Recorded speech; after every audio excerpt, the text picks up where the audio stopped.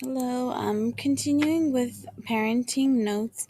So we're going over the section of styles of parenting.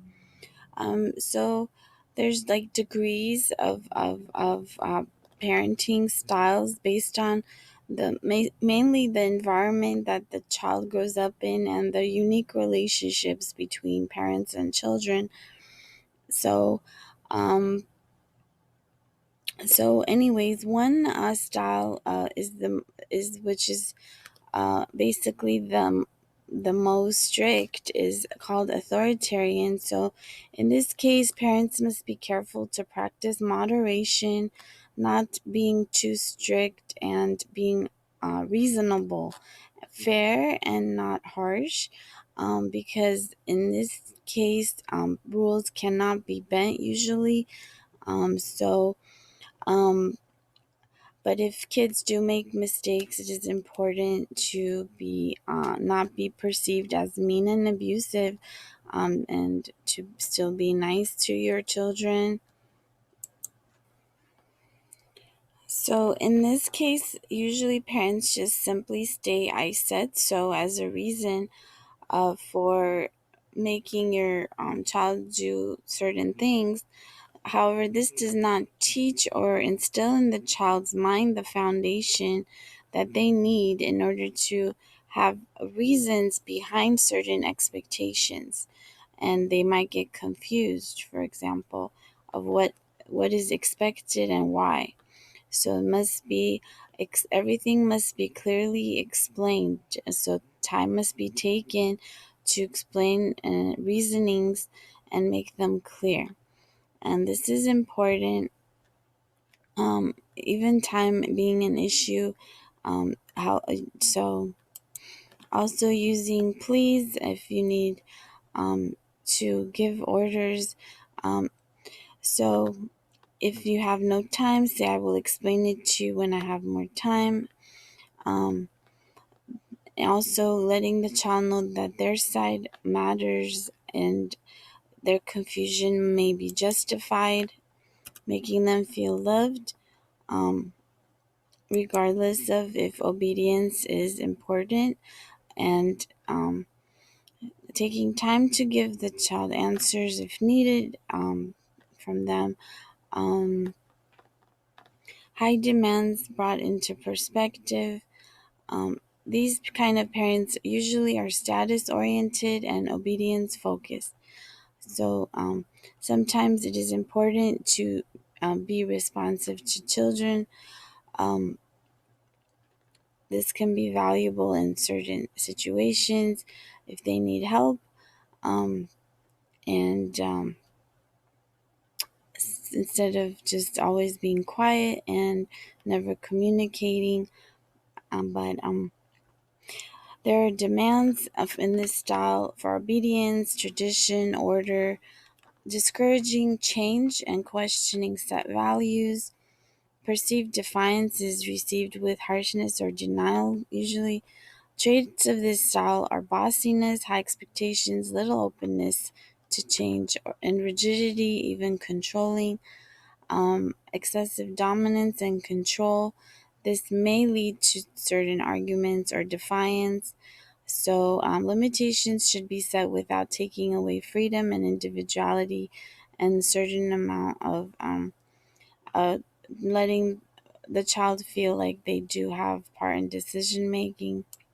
So the pros and cons, I guess, the parenting style is useful for defining absolute right from wrong, setting boundaries on issues where there's a clear need for rules of moderation for the purpose of safety and good sense.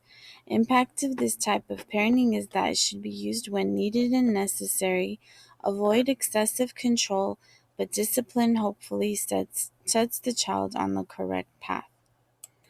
So we're getting less in degree of control. So the second is called hovering. You have control over the child's actions by constant direction as to their behavior, actions, and play, prohibiting possibly their independence. Natural development does not need constant control of experiences. Imagined harm should not always prevent children from being independent. Children may be allowed to make their own decisions and choices and learn from consequences of their actions, learning to be accountable for their actions, trials, or errors or failures. Overly protecting child or interfering with their ventures or over managing will not give them a chance to learn from challenges or develop problem solving skills and self confidence. While expecting perfection is a good thing, providing lessons is encouraged.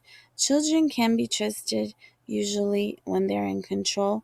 It is good to give them space to take risks and tackle obstacles that will raise their individuality and their sense of self esteem. This allows them to grow without disturbing or them making them shut down from having experiences that may enhance their emotional development, effective thinking, lessons from life, building self-identity. Therefore, it can be this can be encouraged. Um, so their self-identity while being concerned but not stifling kids or overprotecting them, aka hypervigilance. Being overly involved in children's life by giving unsolicited advice or controlling their relationships, having unrealistic expectations or not listening, it is important to focus on the child's wants, to have high goals and standards for them, and also motivating and encouraging their success, making sure they achieve is good. However, also allowing them space, giving them privacy.